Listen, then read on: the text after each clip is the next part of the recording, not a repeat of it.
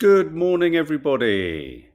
Good morning. It's Saturday. I feel like I'm walking around in circles because I've got such a blocked ear. I thought I'd share that with you straight from the off. So if I can't hear you, and I'm doing that a lot, it's because I can't hear you. Oh, God, have you got a blocked ear, Dina? Oh, Dina's got a blocked ear. Anyone else here got a blocked ear? Come on, hands up if you've got blocked ear. Ear. Good morning, everyone. Morning if you're listening on podcast. This is the Saturday Papers. Have a little trawl through the papers. Last week, obviously, it was the tsunami of Russell Brand. And Russell Brand has been busy again. Clearly, a Friday night is his night for recording his messages and what have you and all that sort of stuff. How are we all? How is everyone? It's a beautiful, beautiful, crisp, sunny morning here.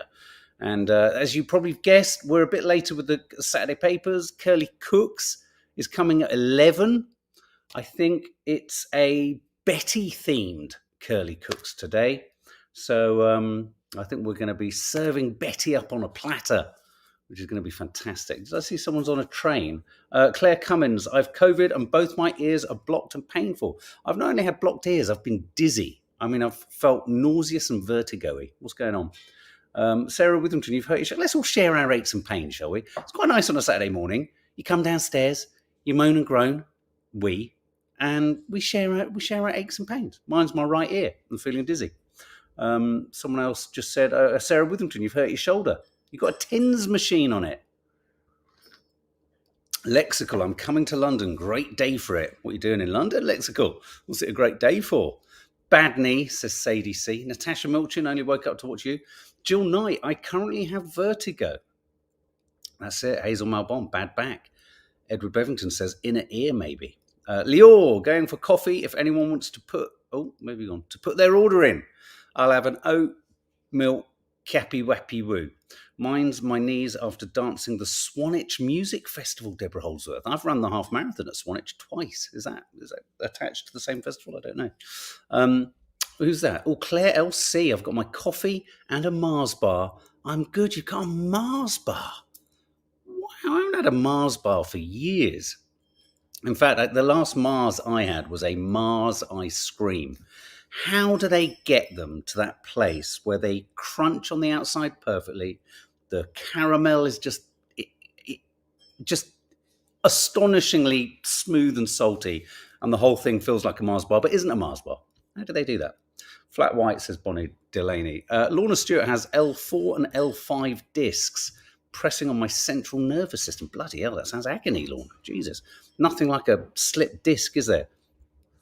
Mars bar at 9:30 a.m. That is a treat, Nicola Randall. Absolute treat.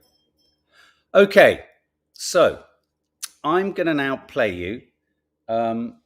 What was I going to say? I'm going to play you a video by Russell Brand. He was online again last night, and he uploaded a film entitled Simply So.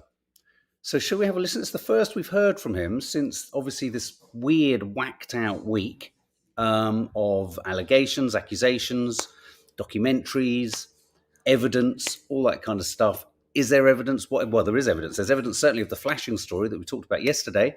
So shall we have a listen to, let's have a quick listen to him. I watched that last night. Stature says, let me pop these up. What do you think of that, guys? Avoidance and distraction using the own methods he's called others out for. What a hypocrite. Hi, Nanny Di. You're in the room. It's lovely to have you here. Claire Cummins, don't you think he's so egocentric, whether he's guilty or not? The fact that he thinks he's so influential that the government want to shut him up. His reach isn't as big as he thinks. Bonnie Delaney, this was predictable. Elliot Gonzalez, an insult to his alleged victims, shifting focus and only wants to grow his following further. He's clearly, he's feeling he has to pivot platforms, doesn't he? Because YouTube sort of shut down his monetization. MeTube, support me to build my court costs, in inverted commas.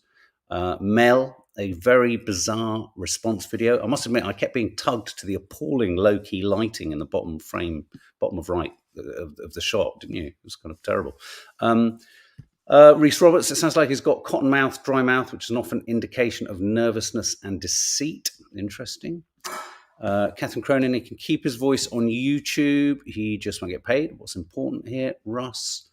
Yeah, I mean, the problem with it all is that he sort of indicates what a difficult week it's been for him. And there's absolutely no indication of how it's potentially been a most awful, not just week, but period of time for a number of other people. As for me, as the cases that start to come through, like the one yesterday, which is featuring some of the newspapers, the one where he flashed this woman, placed his appendage on his hand in front of a woman at BBC offices in Los Angeles, and then went on the radio and sort of talked about this. That kind of detail does make you worry about, well, if this is what was happening, in front of our eyes, quite literally, how can we in any way even begin to surmise or gather what was going on behind him? Nanny Dye, only thing he can talk about is general corporate corruption and not his own. I agree. He won't get paid on YouTube, but he needs a livelihood too, Danielle. Well, yeah, I mean, that's why he's pivoting across there. I mean, when I saw it last night, I was kind of struck by how unrattled he looked. I know that you're saying, Reece, that perhaps his mouth was dry. I thought he looked particularly sort of unfazed, or, I mean, he had a lot of time to sort of regain his composure for a sort of, a sort of 3-minute clip. But it doesn't move the debate on. I mean, I think it very much is preaching to the converted. It's preaching to his base. He's wanting to maintain, obviously, that this is a deep state. The problem with the deep state mainstream media is, putting Russell Brand aside, we have a massive problem in this country with the mainstream media. I mean, we have a massive problem. And so it's always it's more annoying that perhaps one of the most articulate critics of that mainstream media kind of construct is someone who now clearly has so many questions to answer, around which there's so much ambiguity and ambivalence around his behavior that was already ambivalent and ambiguous on screen. So there's a kind of sighing frustration that we'll never be able to know if the mainstream media have some much bigger, darker agenda, because if his behavior is bad enough, that's going to be the focus. And so it should be necessarily, regardless of what the mainstream media is about. I do think, as a country, we have a problem in our mainstream media about appetite to pursue certain stories and not. I think we can look at that in a number of high-profile recent public cases. The papers are willing to give airtime to some people, apologize for others, take their foot off the gas with others, and press down the accelerator on others. And so I think there is an issue. I mean, James O'Brien, again, yesterday on the radio, was talking once again. He said, we can all sit here and say that this mainstream media, mindset and kind of control games of the papers dictate who get into power. They do. You can't. It's called propaganda. It's the media. It's what the media does. It's why it's so valuable. It's why it's so important. So we can't pretend that if the vast majority of our mainstream press is extraordinarily right wing and involved in a culture war of sorts, trying to kind of diminish and marginalize, free thinking on all sides. I don't mean on one side or the other. Discussion. It's frustrating that that's being conflated into this, because it means that a lot of people will, in a sense, run into the arms of the mainstream media. And that's, how much of that we're going to find out, aren't we, as more evidence comes forward. This is a problem of Russell Brand's making in terms of his behavior. And it's just frustrating. It's frustrating because there aren't enough. I'd put James O'Brien as one of the very few people I hear on any platform who rationally, reasonably, and intelligently tries to deconstruct in an unsensational manner and in a meaningfully constructive and understandable and digestible fashion just how controlled we are by the mainstream media in this country. It's frightening. It is actually frightening. But now, someone who I never listened to or watched, I agree with a number of you here about it's debatable as to how much influence and what his reach actually is. And absolutely, what about the victims, Anne Murray? There are victims, alleged victims involved, though as the stories come through and we can directly connect behavior to testimony. And I really do think that this LA flashing him then talking about it on the radio is important, because it's the one example at the moment I think we have where we have demonstrable evidence, testimony, and admission of an actual act. Then yeah, there we go. Yeah. The Dan Wootton story, is it strong evidence of influence? How integrated is it all at the top? Who's pulling what lever? Who's doing what in amongst all of these kind of newspapers and broadcasters and what have you? So so that will be, for any alleged victim who feels they are a victim of his abuse, that will be the most almost pathological address, because it has zero compassion or acknowledgement of anything. And for those who believe in his particular brand, no pun intended, of deep state control, this will be seen as yet further evidence and proof of what he's saying. For me, I never listened to him in the first place, but from when you do dip in and every now and then you see something, you think, oh, well, what a shame. He's clearly got a very, very, very, very, sharp brain. And,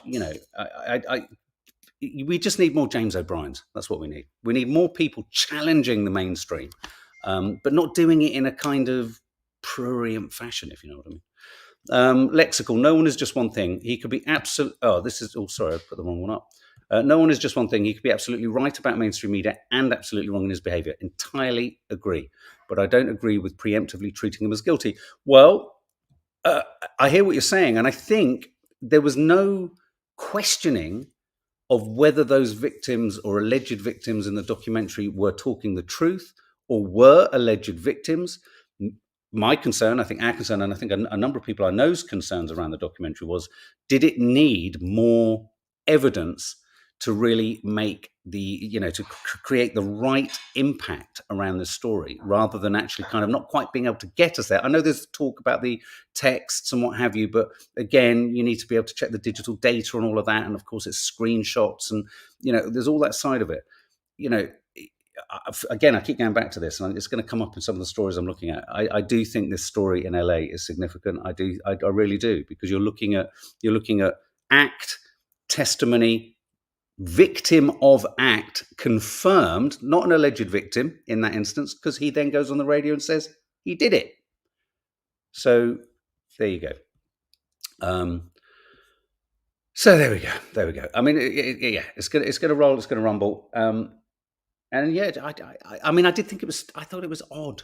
I thought it was odd that there was no further reference to it at all. But he will have been, presumably, he will have been legaled. Anyway, but looking at other headlines, let's have a look at the front of the papers. So the front of the Guardian: next generation may be banned, not banned from smoking. What do you think of this, guys? Talking of which, let's go to the mainstream media and let's see what they say. Well, you could argue that the Guardian is one of the very, very few, alongside the Mirror, but the Mirror is useless. Sort of, left-leaning papers. Next generation may be banned from smoking. People born after 2009 would never be able to buy cigarettes. Now, apparently, this is something that any Kiwis here, New Zealanders, this is something that's already been introduced in New Zealand, where what happens is year on year, the age of being able to buy cigarettes is pushed back and gets older and older and older. So you're sort of squeezing out the population. Obviously, anyone over that age can, but I guess this is just a way of increasingly marginalising smoking. I'm all for this. I know there's a lot of people that used to, when they talked about like stopping smoking in pubs. Do you remember there'd be people like Nigel Farage who, when they spoke, tobacco and nicotine came out of their nostrils. Do you remember? I mean, Nigel Farage feels like a walking cigarette. I don't know about anyone else. But do you remember when there was that moment when they said, right, we're not going to smoke in pubs, it's going to be banned, and people come out going, it's my free will, it's my right, I want to, yeah, fine, okay, of course it is. It was the hardest thing I've ever given up, smoking. Bloody hard to give up. So I think anything like this is great. I think this is a good idea. I don't. This is part of Rishi Sunak. Obviously, went off and dropped some acid, and has come back with about 65,000 different ideas. No, more seriously, he's coming up with ideas to try and win the election. So I think this is a good idea. And I think also, precisely, Anne Illing, I was going to say exactly the same thing. I think vapes should be included. the vape situation, how we've managed to sort of sleepwalk into this vape catastrophe, I've got no idea whatsoever. And I also think that, anything that takes the pressure off the NHS is a good thing. And here's another, this is also in the Sun, cigarette ban for next generation. Shock ban plan drawn up in number 10. Under 18s will grow up never being allowed to smoke. Well, of course, never being allowed to smoke isn't never being allowed to smoke. It's never being allowed to buy cigarettes. So there could be a strong argument that this will simply drive it all underground and all that kind of stuff. But Sarah Witherington, vapes are the new Alco Pops. You're absolutely right. When you walk past someone and there's a sort of cherry smell and you go, oh, what's happened here? The youth will still get their fix, says Joni. Absolutely right. Hey, Ellery Jones, says Shell. Catherine Cronin, it worries me when I see so many of my students vape. You can smoke at 16 in Switzerland and they still advertise it here. Yeah, it's interesting, isn't it? I don't think they'll be introducing this in places like Italy. I think they're keen smokers, aren't they, in Italy? They sort of smoke all the bloody time. I saw a guy once with a cigarette in his ear, serving in a restaurant with a cigarette in his ear. He sort of lodged it there because he so desperately wanted to smoke it. So anyway, cigarette ban. The police have released a new photograph of Sarah Sharif in her hijab. These are new images which they've released to show how she may have looked and more likely could have looked in the run-up to her death. Obviously, her father, stepmother, and uncle have been arrested, accused of her murder. She was tragically found, I believe, just under sort of blankets on a bunk bed, wasn't she? But there's been a lot of talk, actually, we talked about it too, about the photograph that was circulating. She had makeup on and what have you. So there was that image. I presume it was maybe a party or something like that. And then there's, of course, these new images that the police have released, obviously wanting people to kind of come forward and talk about, I guess, how she appeared in public, if she appeared in public. Morning, everybody. Hi, guys. I've been watching you upstairs while I was getting ready. Have you? Yeah. Hi, everybody. How are you? How you mainstream media bitch. Yeah. You're right. Just want to say hello. Yeah. What did you think of Russell's curious sort of... Well, it's important that we say again that he strongly denies all accusations. Okay, I can't get you but I found it, like you said, he'll definitely have been legaled not to say anything. So he couldn't say, no. Obviously it's been a hard week for the victims as well. Well, because if he acknowledges it. If he acknowledges it in any way. Yeah. But I agree with people, it's not the shutdown of free speech because he can still talk on YouTube. It is the monetization of that. And he's been earning a fortune every week. He's not down on his uppers, and this is another way of earning money. I think it was a call out to earn money in a different way. I think he's just pivoting his followership over to Rumble. Was it Rumble? Rumble. They may well shut him down as well there. So I think it was an appalling thing to do at this point. Yeah, I do too. I think he shouldn't have done anything because it said, "I want the money." And he shouldn't have done that. If he really passionately believes in free speech, continue the free speech on the channel that he's been on. That's what I think. There you go. The lady hath spoken. This is a curious story that's popped back up in the press. Look at this. On the front of the Mirror, they're leading with this on the front page. Murder at the rock stars party. Does anyone remember this whole Pete Doherty, the actor who fell to his death from a block of flats? And there was that whole sort of inquiry or case with, there was a row and in what conditions. This is the headline. FBI expert claims actor who died after balcony fall was threatened. Nads, could you grab me another coffee, babe? Yeah. Sorry. Yeah, just the whatever the nut one is. Yeah, thanks. So I thought this was a surprising story to see resurrected. This is the suggestion that the victim was thrown off. Mark Blanco's mum, Sheila, has faced a 17-year battle, 17 years for justice. The 30-year-old fell from the second floor of a block of flats after a bust-up with the Libertine Star in December 2006, and the case remains unresolved. And that photograph in the middle there, where it says fleeing, that is a shot of Pete Doherty fleeing the scene, footage shown on CCTV. Do you remember that? It's a weird story, wasn't it? Anyway, the Mirror are running with that. So I don't know. Again, it's that sort of, to what extent do they know something they really know something? Here's the paper's sort of rapidly pulled together coverage of Russell Brand's, I think there's someone at the door, Russell Brand's video last night. Deluded Brand post vid all about the deep state. You've got that. Lots of discussions this week about it isn't illegal for a man of 31 to date a girl of 16, but it is immoral, says Ulrika Johnson in The Sun. What was the phrase that Philip Schofield used? It was misguided but not illegal. I'm curious that we're sort of like in this curious situation where people are even having to say that, I think, in and of itself is a little bit telling. Misguided, but not illegal. Oh, something so hideous about that statement, just as there is about this. This is absolutely hideous, this whole story around Russell Brand and this girl. Will this clip, and again, I can't believe for the second week running, I'm in agreement with Platel. Can you believe this? Is it Amanda Platel? Is that her name?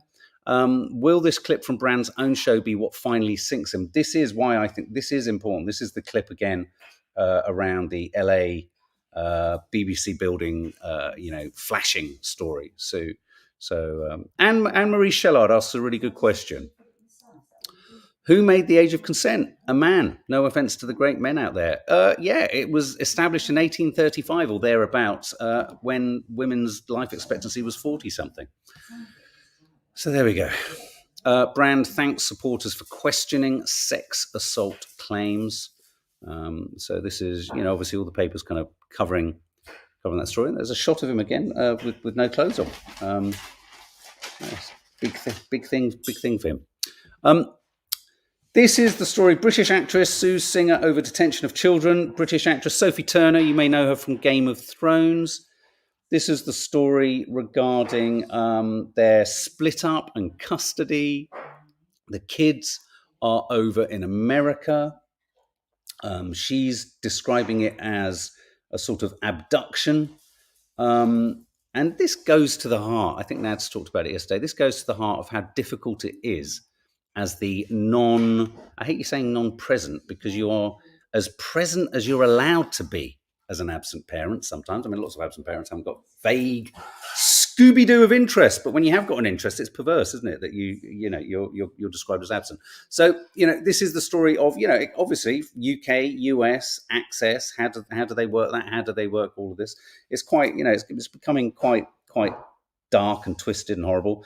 But I think, as Nadia quite rightly said yesterday, this can happen in this country too. Lots of families get split, people move as far as possible, and then it really disrupts the kind of balance of access and what have you.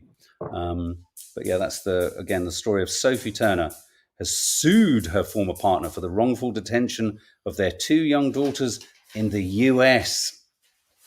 Wow. This here, just in the papers yesterday, I mean, this doesn't come as a surprise, but I don't know if you remember the actor Angus Cloud from Euphoria. The coroner has confirmed that he died from an accidental overdose of cocaine, fentanyl, and other substances, which again is just tragically. Fentanyl, man. Fentanyl, it's a scumbag drug, isn't it? Now, this story is important. And Mum, this could work for you. This could work for Betty. This could have worked for Nanny Thelma. This is AI that can predict the likelihood of older people suffering falls. I think this could be very useful. Predicting falls using AI could help cut the number of falls, obviously.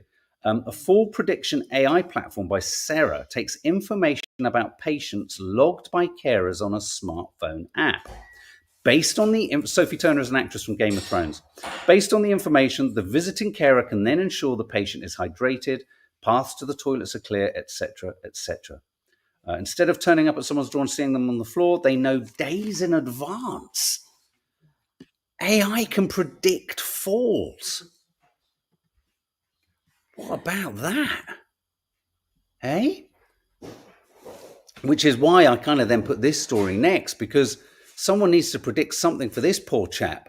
Because poor old Sleepy Joe, as Trump called him, Joe Biden, he keeps being rolled out in front of people and he doesn't, bless him, know, really, I don't mean it in a horrible way, but he genuinely doesn't seem to know what he's said, the minute before. So when I hear a story, okay, here's a case in point, right? So apparently a story broke this morning. I was listening to it on my deaf ear as I got up and got the papers, saying it started with President Joe Biden has, and I thought, oh my God, he's fallen out of bed, he's made a mistake, he's done something. And it said has signed off a deal, I think for the longest ranged missiles yet to supply Ukraine with. I think Ukraine can almost hit the Russian border. But we're in a bit of a dangerous situation if the first thing I heard was President Biden has, and I thought he's going to have made another gaffe. He's signing off long-range missiles everywhere, and he doesn't know what he's talking about half the time. This is, as someone said yesterday, did someone call it elder abuse, is it? Because this is not about poking fun, but this is a genuine cause for concern because he's wanting to run again for presidency. President's age has Democrats fretting after another slip-up from Sleepy Joe. I hate it already, says Nanny Di. I don't want a little friend. Ha ha. I feel sorry for Joe Biden. Oh, you're talking about the AI predictor. So sad he was allowed to run in the first place, says Natasha Milton. Sorry, but there should be an age limit. Catherine Cronin, meanwhile, makes this observation. If you melded all the last white presidents' faces together, you'd get Biden's face. I love your way of thinking. There you go. That is a photo fit of George W. Bush, George Bush, Reagan, Clinton. You're right. It's like you wouldn't need Mount Rushmore. You just need one big blob of head. Sorry, Lily Rose Brown. Maybe the wording around AI needs to change, i.e. we can predict a fall using AI. If we talk about AI like it's an identity, we could get a problem. I think that's what Nanny Di doesn't like. She doesn't want a little friend. It's not going to be like a little friend, Mum, like standing alongside you going, you're about to fall over, Nanny Di. I mean, imagine how small a little friend it would have to be standing alongside you, Ma. So yeah, there you go. There's the Democrats' word. Look at this. Go quickly and check your loft. A John Constable painting, which was missing for 44 years, turned up in a terraced house, and it's just sold for $250,000. Wow. It was discovered hanging in a dark corner of a dining room in Guernsey. So when you go round to check on your nans to make sure they're not falling over, maybe just pull a magnifying glass and have a look at that sort of watercolour on the wall. You never know, it might be a constable. But don't be a constable. Just see if there is a constable. Not in our loft. Oh, see our loft. Oh, you wait until you see our loft. What's this? Schools can now ignore pupils' gender choices. Lots of confusion over this. You know, if a child in the class says he's a she, then they can self-determine there and then. But now the Equality and Human Rights Commission are saying that schools will no longer be breaking the law if they refuse to refer to children by their chosen name or gender. Bedlam, I think, in this area. Bedlam. No one knows what to do. Literally, I think no one knows what to do. And I think the more that people just throw their hands in the air and go, what the hell do we do with this? We don't know what we're doing. We don't want to insult anyone. We're all making mistakes. What the fuck's going on? I think everyone needs to sit down and have a good, proper, cold, hard look in the mirror and chat with each other. Go long haul if you want a real holiday bargain. Basically, the idea here is so-called cheap getaways or med deals or package deals they're going up in value. They're going up in cost all the time. Whereas what they're saying here is the Post Office's annual long haul holiday report found that you get more for your money if you travel to places like Vietnam, Chile, and Kenya. You'd find a Tracy Emin in our basement, says Catherine Cronin. Oh, blimey. I worked with someone years ago who she discovered she had a very young Francis Bacon painting, which then went on to sell for, I think, $1 million or millions or lots. Long haul, better for the environment too. Yeah, none of that sort of taking off and landing stuff. Well, you have to take off on that. Diner fakes heart attacks to escape restaurant bills. Bloody hell. Imagine going to this effort. A Lithuanian expat has been arrested for a 20th time in Spain after repeatedly... He didn't fake a heart attack once. He repeatedly faked a heart attack to avoid paying restaurant bills. He's targeted businesses across Alicante, replicating an audacious technique that's perplexed police. Arriving well-dressed to avoid suspicion, the expat would order paella, have 2 expensive whiskies, and then leave without paying. And then when stopped, he would have a heart attack. He'd return to his hotel and pretend he had a heart attack. Christ almighty. Joni, your school was named after Francis Bacon. That's so cool. Wow. That's an idea, says Natasha Milchin. That's dedication, says My Little Peonies. You must be quite a good actor to have got away with it 20 times. Jackie Valino, tempting fate. The wolf that screams. Was it the wolf that? Was it? What's it called? What's it called when you scream wolf? It's when you've screamed wolf too many times. This woman here, standing next to this brick wall. No, she's not a bricklayer. Nadia will be up for this. How 5-minute exercise snacking is helping me get fit. You don't need to do 25, 35, 45, 1 hour workouts like I'm going to do later. You can do micro workouts. Here, we've got 5 of them here. They're calling it exercise snacking. The boy that cries wolf. Thanks, Anne Murray. Quick body weight circuit. Stretch it out. Staircase intervals. Run or walk up and down flight of stairs for a few minutes. Office exercises. Incorporate exercises such as chair squats. We were getting Teddy to do this last night. Teddy did about 35 press-ups and then did a double back pike somersault. I was staggered. I didn't see it coming at all. Neither did the girls. But he just kind of chucked it down and just like went, yeah, I do that on a Friday every week. Oh, look at this. I like this. Larry's no mouse in scraps with PM's dog. Larry, the Downing Street cat, doesn't like Rishi Sunak's fox red Labrador retriever. Apparently, Larry's come out on top, has lashed out at the dog. You can't move in on Larry the cat, can you? I mean, Larry the cat is the most dependable representative of this government. Larry's been there longer than anyone else, that's for sure. Jellyfish study shows learning isn't all about having a brain. Mum, I'm not saying you're a jellyfish, but you have talked a lot, Mum, about muscle memory. What does muscle memory mean? What does it actually mean as a phrase? Is it like your body has a memory of something rather than your head? Sean Tucker, Teddy and Betty are good. Thank you very much. Something sweet, something savoury. I do a few 5 to 10 minute exercise bursts daily. Having a child with special needs means it's the only way I can fit it into my day. Yeah, it's important to not get that thought that unless it's 30 minutes, it's not there. I have a 10-minute abs workout I chuck in every now and then. This is a study that shows that jellyfish change their behaviour based on past experiences. It's not just about brain activity. They do not have a central brain. Box jellyfish have clusters of neurons with the creature's eye-like structures known as raphaelia. New researchers studying the box jellyfish said they have found that they are able to learn from experience, a process called associative learning. Wow. That's quite something, isn't it? I am fascinated by the idea that jellyfish exist and they don't have brains. It makes you wonder, is the rest of our body a brain? We use these words. Maybe we're using all the wrong words. Mel, I talked about it yesterday. We loved it. Yeah, absolutely loved the end of My Mum, Your Dad. Your Mum, My Dad. Oldies hijack party island. White Isle of Ibiza is going silver as over 50s rock Ibiza. Yeah, it's all my lot.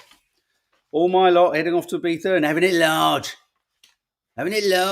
Throwing down some tunes, throwing down some beats, breaking a move, busting a move, all that shit. Waving your hands in the air like you just don't care. Do you remember how exciting that was? How sad. Wave your arms in the air like you just don't care. And we were like, oh, this is so fucking brilliant. I love waving my arms in the air like I just don't care. She loves waving. She loves waving a lot in the air like she just doesn't care. End of season breaks among the 50-plus age group are outstripping younger generations by 20. I think basically in our old age, we should go to Ibiza, get off our tits and dance the night away into our 90s. He is joking, everyone. I am joking. You always have to say that these days. I am joking. You always have to say that these days. Sausage, egg, chips, beans, and a cuddle. Cafe, fave place for first date. Don't know if it is for me. Really sitting over a sort of greasy sort of breakfast. Our favourite venue for a cosy first date is the British Cafe. I don't think me and Nadia have ever been in a British Cafe. 2/5 of courting couples were ready to fall in love over a fry-up and a mug of tea. Oh, I used to go all the time when I was younger. Did you? With boys. Do you know what? Can I say something, though?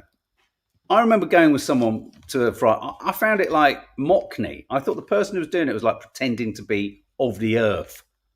And I just got annoyed with them. I thought, this isn't your place. The person who took me, I was thinking, you don't come here. You don't come to a greasy spoon. Don't bullshit me. But the few times I have been in one on my own, they're bloody good.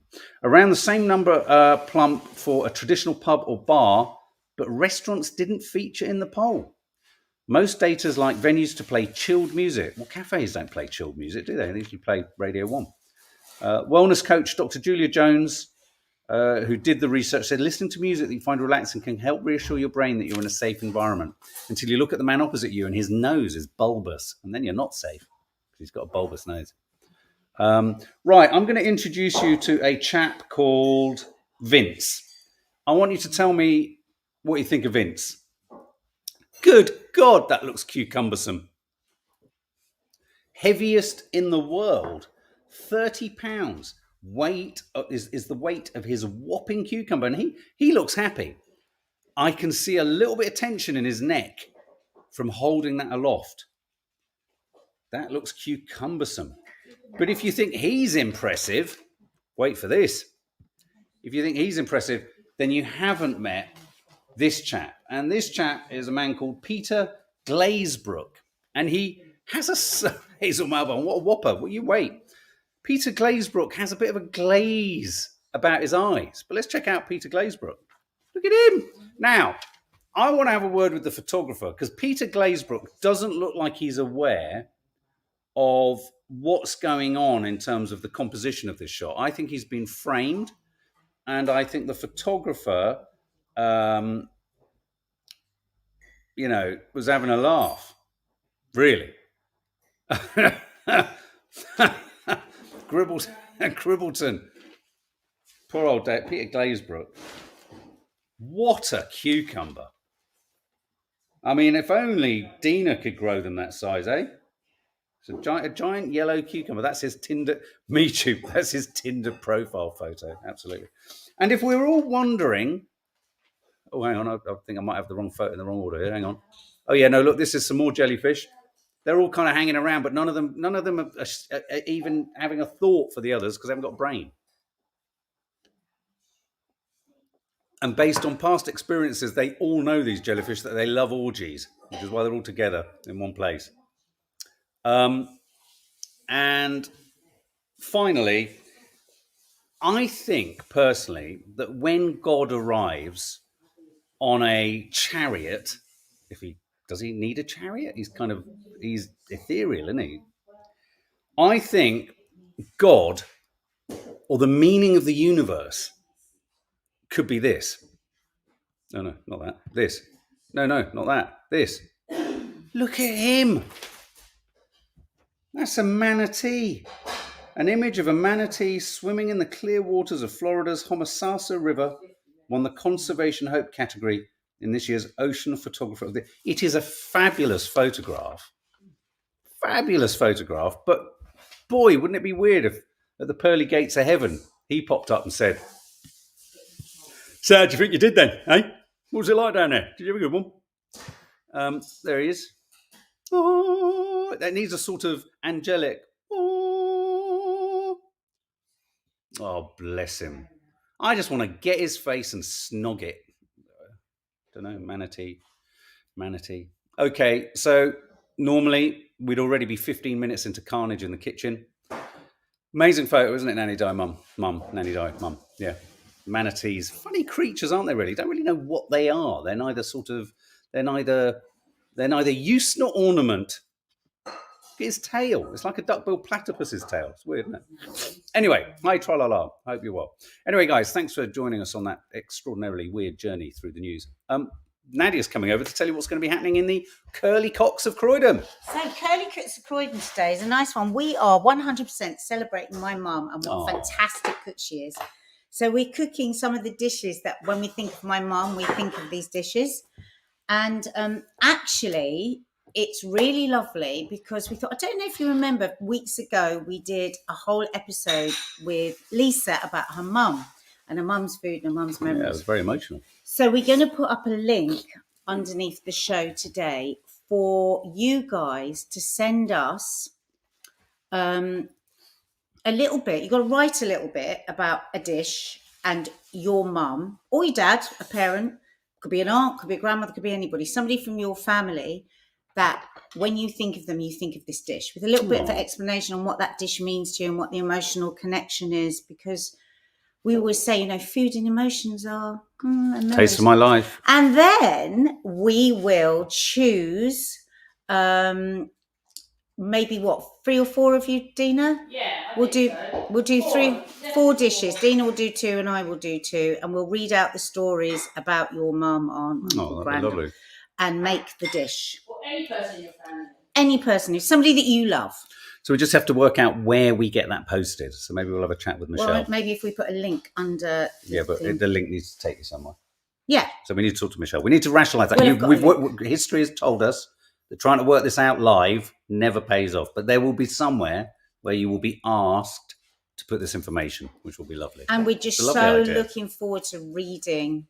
It doesn't have to be reams and reams. I mean, it can just be a few lines, or it could be, certainly no more than... Me too, but it'll be a Google form of some form. So yeah, we'll have a natter with Michelle and we'll pop it up and we'll post it on all our it's a really nice thing to share, and I think really nice thing to find out more about you guys as well, and our family and how much we all love food and how we bond by food. So we'd like to know a bit more about you. Oh, there we go. So, and on that note, so that we don't end in the middle of a word, we're going to hit end, and I'm going to sit